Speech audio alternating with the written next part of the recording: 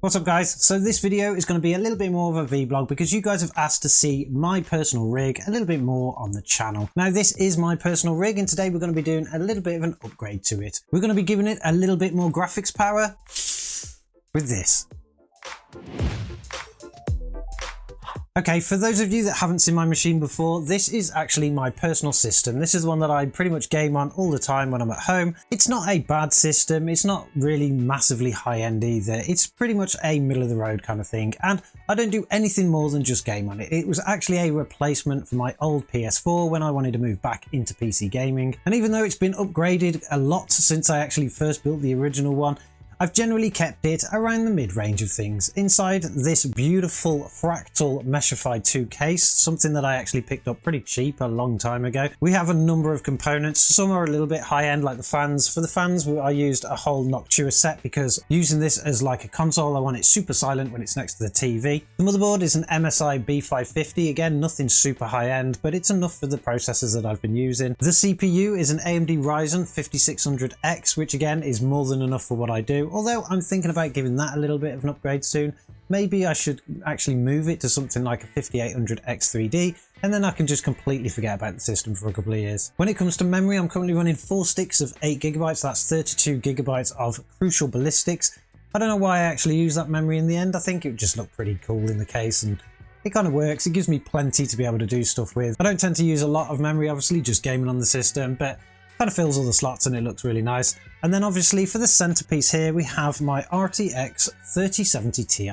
Now this was a graphics card that I picked up during the GPU crisis because I actually wanted something like an RX 6800 XT or an RTX 3080 Ti, but you just couldn't get them at all. They were completely out of stock everywhere, and this one came into stock at a decent price, and that's the thing that I picked up. But today I'm obviously going to be changing that and we're going to be swapping it out for this bit of a monster here. Now this is the AMD Radeon RX 7900 XT that we recently did a video on. It's an amazingly fast graphics card and it's going to be more than enough for me in this system. In actual fact, I'm upgrading to this card because what I really want to do is kind of move my gaming from that 1080p 1440p kind of resolution up to the 4K, and because I generally play at around 60 frames per second anyway, this graphics card is going to be able to plow through pretty much all games at that kind of resolution with that kind of FPS. Now with any GPU upgrade that you're making, and particularly when you're moving brand to brand, so we've got NVIDIA to AMD, you will need to do a bit of a DDU on the system. We've done a video about this in the past and we'll link it at the top as well as at the end in case you want to actually watch that. And we've already actually followed half of that process, so we've already DDU'd this system already. So all we really need to do now is actually just swap the graphics card out, get it booted back up again and get the latest drivers installed. To remove the graphics card in this one, I actually have it installed into a vertical riser. Now the reason that I put it in a vertical mount originally because I don't actually see the glass panel on this system, it's tucked away, which is why the LEDs are all in RGB puke because I don't really generally see inside of it. But the reason that I actually vertically mounted it was because the card is so heavy that it was actually pulling on the motherboard, and I could have used a little stand, but then it means actually dragging the system in and out again. I run the risk of actually knocking that stand over, so vertically mounting it was the best way of doing it. To remove it, I'll need to remove the vertical stand itself, so all we need to do is just undo these screws here, and then the vertical mount itself should just be able to come straight out. The vertical mount that I use in this unfortunately isn't a fractal design one. I wanted a fractal one, but you just can't seem to get them in stock anywhere, so I actually mounted one that I've used in the past, which is a Fantex, can't remember the number of it, but they work reasonably well and they're pretty good. So it should just come out quite simply like that, and I don't want to damage the motherboard, so I'll unplug the cable before I pull the card out itself, and then I can lift it down off of those cables and just unplug them there. Now this card does use 2 8-pin connections, which is what it's currently plugged into, and so does the AMD Radeon, so that should be fine. Now that I've unmounted the card, and as you can see it's pretty big, I've got these 2 cables sticking out here. Now these aren't actually pigtailed, these are running directly into the power supply, which is an 850 fractal ion power supply. It's a gold rated power supply, so again it's going to be perfect for this upgrade here.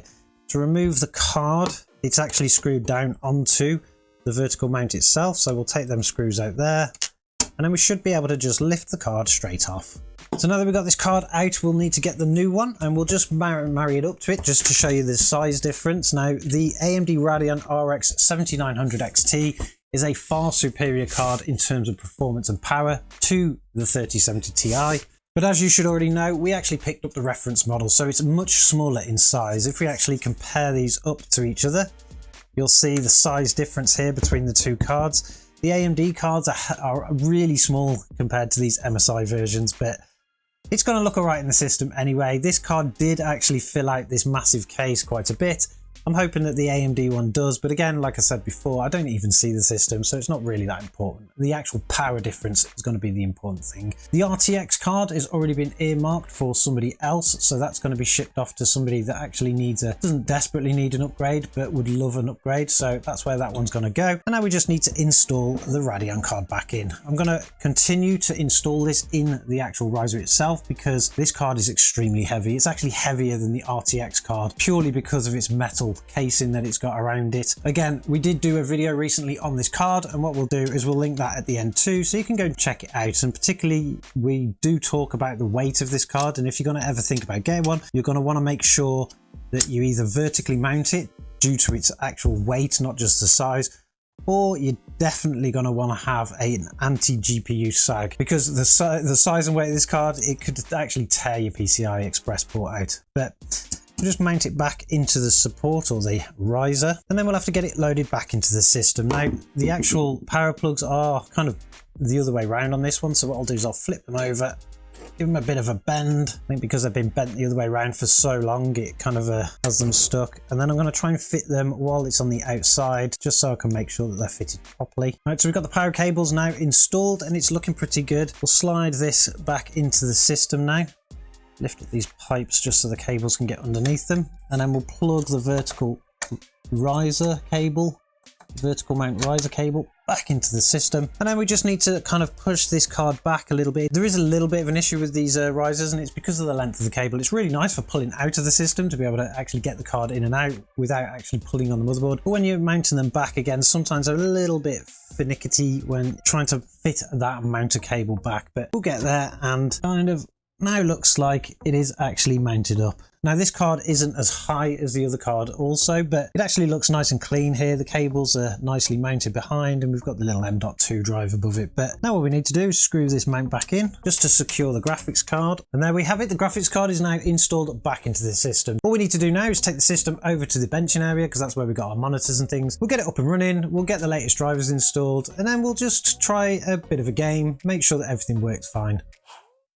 Okay, so we've got the system now set up and it's all plugged in. Graphics card's working beautifully. Everything worked first time. We had no issues at all. We've downloaded the AMD software. It's the latest drivers. So we're going to install that, make sure that that goes okay, and then we'll give a game a go. So now that the drivers are installed, everything went perfectly fine with that. We need to restart the system. So we'll hit restart, and it should restart pretty quick. With the system restarting, we've actually started a bit of a game now, and this one is the Callisto Protocol. It's a game that I am currently playing. I got it free with an RX 6600, so why wouldn't you play a free game? And it's actually pretty good. It is quite intensive though on the system, and with the RTX 3070 Ti, it actually performed exceptionally well. I mean, I was playing the game in 1440p with a high setting, and it played that perfectly fine. So hopefully with the new Radeon card, it should be able to play much better, particularly because it is a Radeon sponsored game. You've got the nice sponsored by Radeon stuff that come up at the beginning, so it should play pretty well. What we'll do is we'll get into the game once the shaders have compiled, because it's obviously having to compile them again because of the new graphics card. We will give it a bit of a benchmark, or we'll go to the settings, do some setup and what we need. We are currently only running on a 1080p monitor though, so we're not going to be able to go fully there, and I'm suspecting that the CPU in this system is pretty much going to bottleneck when running things in 1080p. Hopefully I can resolve that going forward by upgrading to something like the 5800 X3D, but then I don't intend on actually playing games at 1080p, so maybe it'll last me a little bit longer. But we'll see what happens once I start getting those games running. So now that the shaders are compiled, we'll go into the options and we'll just take a quick look at the graphics settings. I'm not exactly sure what it's kind of so it's adjusted itself to 1024 by 768. We'll change that to 1080p for now due to the monitor. So we'll go into the advanced settings and we'll just double check what's in there. At the moment we've got FSR2 turned on. We're going to turn that off. We don't want that at the moment. We'll just apply that. Everything else is on high. The graphics preset is currently custom, but I'm going to change that to ultra. Let's run it in ultra and see how it works. I think I was using it in high before with the 3070 Ti, but we'll try ultra and see what happens. Double check that, okay, FSR has gone back on again, so we'll turn that back off. and then we'll just run a quick benchmark. Now the Callisto Protocol originally when it was released was actually quite a buggy game.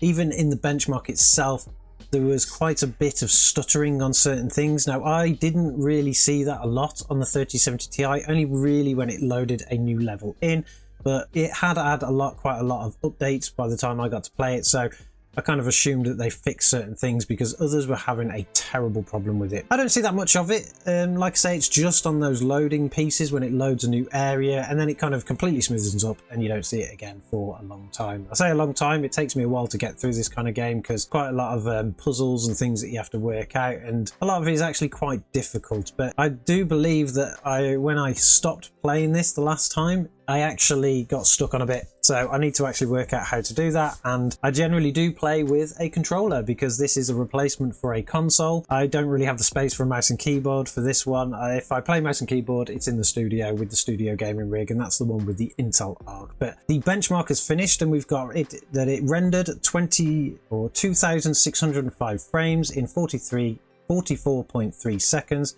with an average frame rate of 58.75. So there is probably a severe bottleneck there on the CPU because we're running at 1080p. Raising the resolution should improve things quite a bit, but this is quite an intensive game, although that card isn't a very powerful card. It does actually recommend enabling FSR2 for performance mode.